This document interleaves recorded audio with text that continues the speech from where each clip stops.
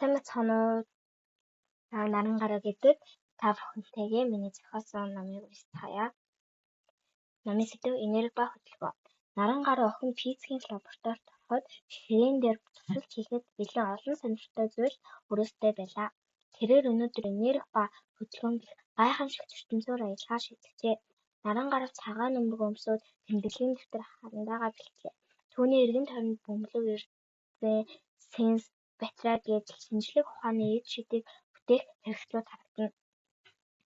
Наран гараа хамгийн түрүүнд бөмбөлөгт машин хийхээр болов. Тэрээр картон цаас дөрвөн бөглөө ашиглан жижигхэн тэрэг ухсарлаа. Тэрэгнийхээ дээр сорултай бөмбөлөг бэхэлжээ. Энэ бөмбөлөгт байгаа хий машиныг хөдөлгөх энерги болж чадах болов уу гэж тэр өөрөөсөө асуулаа. Наран гараа бөмбөлгөө зөөлүүлээгээд гараа тавихад машин алгуур хуурагш өнхөрлөө.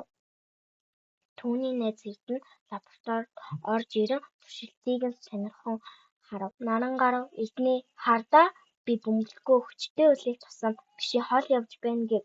Тэр бөмбөлгийг янз бүрийн хэмжээтэй үлээж машин хэр хол явахыг шугамаар хэмжиж эхэллээ. Хий энерги нь машиныг хөдөлгөх энерги буюу механик энерги болон хувирч байлаа.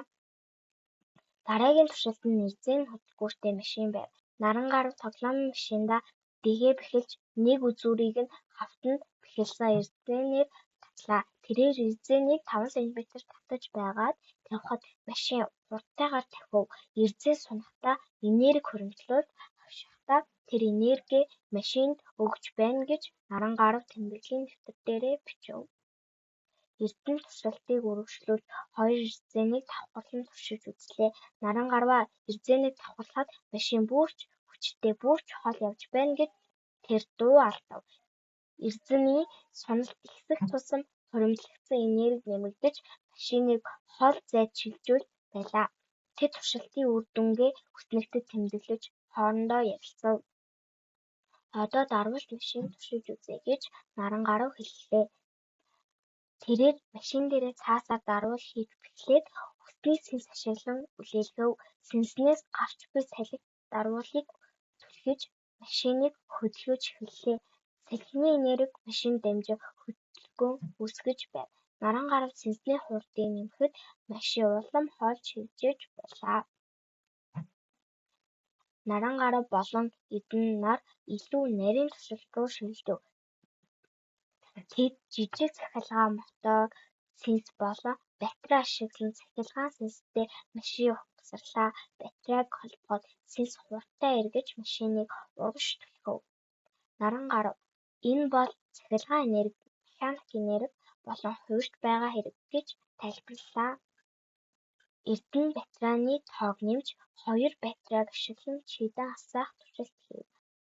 Хараарай, нэг батарейтай үед чийдэн бүдэг, харин 2 батарейтай үед маш тод асч байна гэж тэр хэлэв. Энэ нь батарейны тоо ихсэх тусам цахилгаан энерги нэмэгдэж дэлхийн энерги болон хувирч байгааг харуулж байлаа.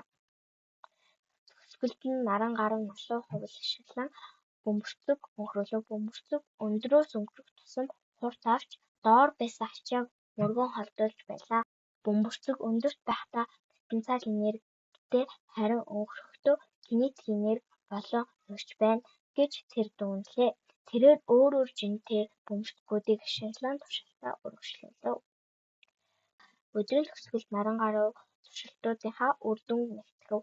Энерги хэзээ ч алга болдоггүй, зөвхөн нэг хэлбэрээс нөгөөд шилждэг гэдгийг тэрээр ойлгож авлаа. Бөмбөлөг, эрдээ, сэнс, батарей гээд бүгд өөр өөрийн гэсэн энергитэй байж наран гарав маш их зүйлийг мэдэж авсандаа баяртай байлаа.